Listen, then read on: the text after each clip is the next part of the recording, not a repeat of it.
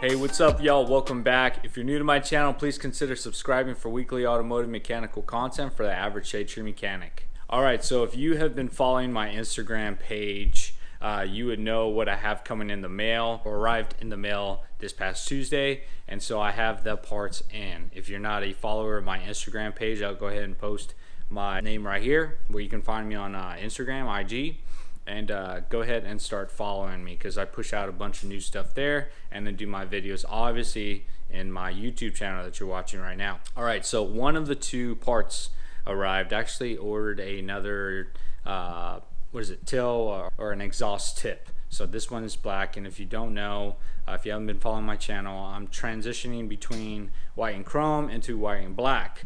Alright, so the chrome exhaust tip that I have, but now I'm getting matte black. But if you haven't watched my last video, I'll go ahead and post a link in the top right here. Check that one out. Alright, so today we will be installing a King steering dampener. Alright, and so this one's just going to be a single tube instead of the dual tube. I opted for this because it just seemed like the best option. You know, people having trouble with dual dampeners. And then King makes great products, and I bought it through Thurin. Thurin also makes good products, and so I put those two together. You can't go wrong. Alright, so I have the truck pulled in. It's ready to go. So as you can see, parts are right there. I'll get into that in a little bit. Alright, so first I went onto the Thurin's website because I opened up the box for the steering dampener. Nothing was in there other than the parts. And so I just went online, went to their tech or their products and instructions, installation instructions, and here we go. We have one page, how to, second page is torque specs. All right, and so really nothing really for the second page for torque specs, because it tells you on this instruction page. All right, so I have their ad up on my phone. I'm just gonna go ahead and read some notes of why you really want a steering damper on your truck. This fits 2013 Ram 3500s. This fits 2014 Ram 2500s and Power Wagons. Fits various 2010 plus 4500 and 5500 platforms, but you got to email a photo of your damper before ordering in order to verify for fit. So this is what Thurin says about their King 2.0 IFP steering damper. So they've been working with King Racing Shocks for over a year, striving to produce the ultimate steering damper. Together, we came up with a perfect fit for the Dodge Ram platform, utilizing very fine-tuned damping profile, creating the ideal solution for the best control and feel possible. Every brand steering damper we've ever tested only started to function when you impact large hits, and did very little to reduce small chatter and road imperfections felt through steering wheel, which is why I wanted the steering damper. And we can all relate with those small bumps and whatnot, and even the large hits. This damper is internally tuned to control every aspect of the driving experience. While steering dampers in the past have seen as unneeded components, when it comes to handling and driving safety, this damper completely changes the game. The small shaft design allows us to ship each damper with the required 100 psi minimum needed to control the steering on these very heavy trucks. So let me get into some specific points that it actually says. Small shaft, high pressure design. Large 5/8 inch bore Teflon line bearings. Special loaded valve piston design, which controls even the smallest road imperfections. Machined in-house 17-4 stainless bearing misalignment hardware, and you can install in less than 15 minutes or less using all OEM hardware. High quality steering dampers are a finicky part to design and set up properly. The main issue is being able to charge damper with the required 100 psi minimum without the damper inducing too much steering push to one side. If there is less than 100 psi pressure charge, the damper can internally cavitate, causing it to momentarily lose function. So there's more information on that, but they say they ship it with at least 100 psi, which is what we need. Let's get into the installation. Alright guys, so this is exactly what I received. Here's the box that it came in, the shock, and this plastic protectant cover, and it was exactly as shown. Alright, no bolts. There's zip ties on the end at the eyelids. Alright, but essentially that's about it. So tools we're gonna need for this: I have some pliers in order to cut those zip ties.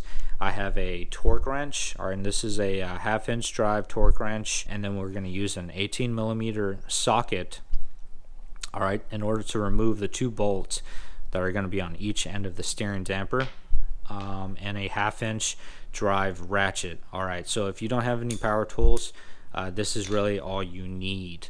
I have a air gun, so I'm actually going to use that, mount it up with the 18mm, and go ahead and remove the stock steering damper. So let's go ahead and get under the truck and get it on. So here's the actual factory steering damper right here. Here is 1 bolt. There's really just a securing nut, and then you have another bolt that's right over here, as you can see. Same, has a securing nut, and that's about it. So on the bottom of these bolts, actually just going to use the 18mm socket and actually remove it. I'm just going to use my air gun and then be done with it, pull out the factory, and let's get the new steering damper in there.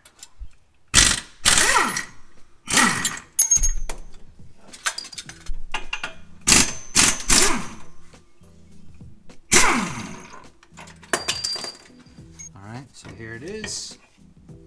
Go ahead and remove it. Alright, so just a few notes. I made sure that my steering wheel was perfectly straight, just if you're wondering. I wanted to double check the torque specs on the bolt that go through on each side of the eyelid. I checked it with my torque wrench, so it's actually 75 foot-pounds. So that's actually what you're gonna have to torque down each one of these bolts. Alright, so for this new damper, this is how we know which direction. Now, we don't want to rely on the sticker because they can obviously put the sticker on backwards, but it does work out for me. The sticker is aligned perfectly. So here's the bigger side, and this is going to be facing towards the right if you're looking directly at your truck, and then the shaft end portion is going to be closer to the wheel, and that's how we're actually going to be doing it. Here's how it's going to be aligned. The bolt goes straight through just like that, and for this side, the exact same way. The damper, when fully extended, is going to be longer, and so essentially what I'm going to go ahead and do is compress the damper, all right, and then throw a bolt on this, throw it through, and then throw the bolt through right before. Pretty much I gotta time it out right, but that would be the easiest way for me to actually throw it in. So let me go ahead and do that real quick. Throw this. Let that go down, extend, and get the bolt in there. Let's go ahead and throw the nut on.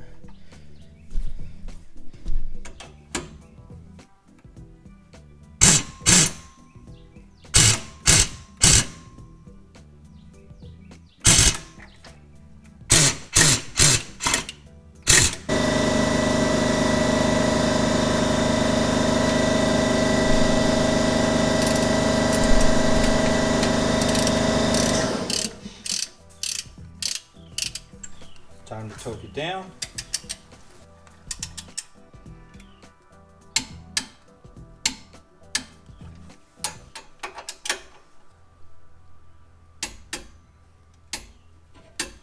Alright guys, so after I finished the install yesterday, I went ahead and drove it for the rest of the day. I drove it this morning, and then now I feel I guess somewhat reputable in order to give it a review of the actual steering dampener. So I've been driving it maybe 200 miles so far.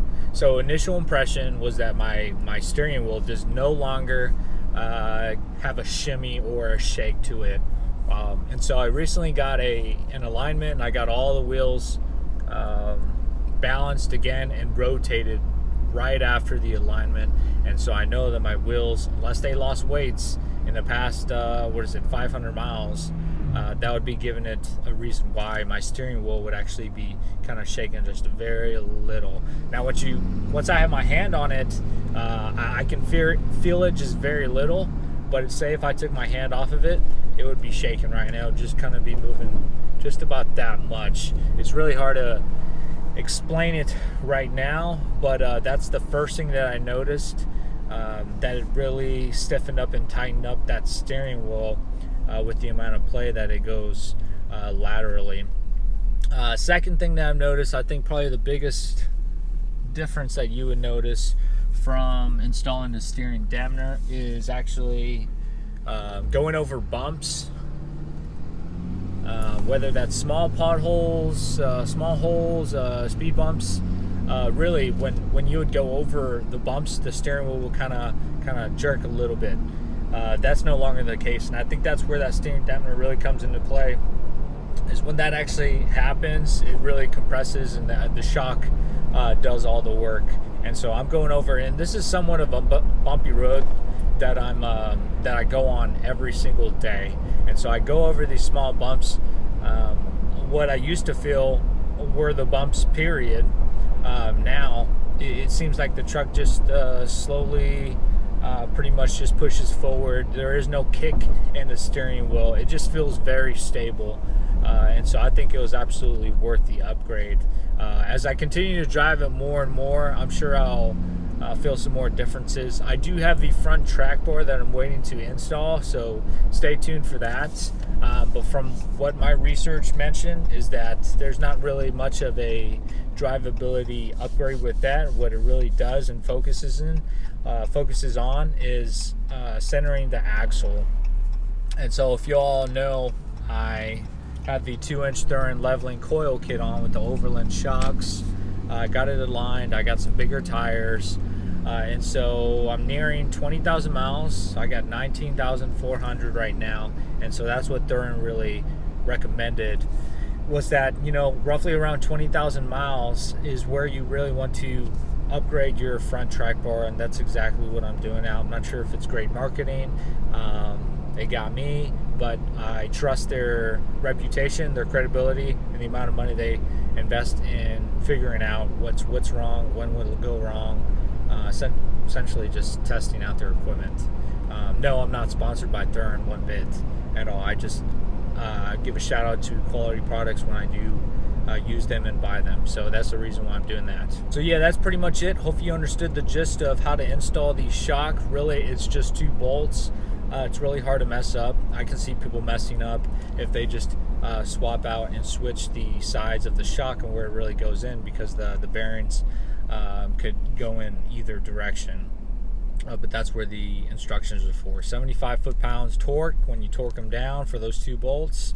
And really that's it. And so essentially I'm looking forward to when I upgrade shocks, possibly the rear coils in the near future, but I do know I want to work up to the king, whether that's the 2.0, 2.5 shocks. I'm not sure if I need the reservoir shocks, just based off of the way I drive, just, you know, my driving habits. And so we'll see as the future progresses. But go ahead and let me know if you have any questions or comments. Let me know below. Also, before you watch another video, go ahead and check out one that I got up right here. Check that one out first. Until next time, ciao. Perfect.